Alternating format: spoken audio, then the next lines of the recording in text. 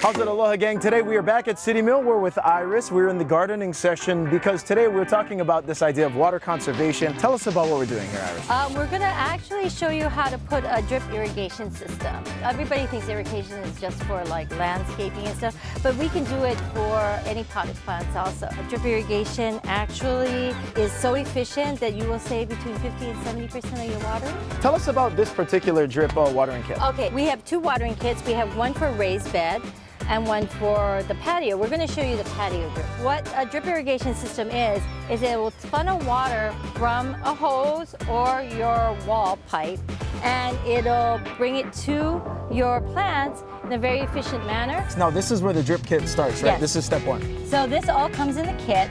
There's three different parts of this. The first one actually connects to the pipe. This actually filters, and one is a pressurizer. Water comes from the pipe at probably about 60 psi. So this helps regulate everything.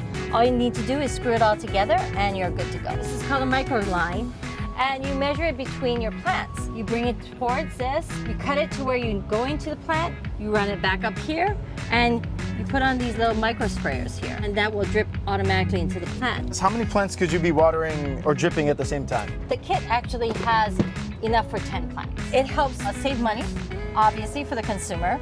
It helps make it efficient so you're not wasting water. It directs the watering straight to the plant. It keeps weeds and other kind of nuisance plants growing near the plant. How can people get the watering kits? Where are they available? Oh, they're available at all our City Mill stores and on citymill.com.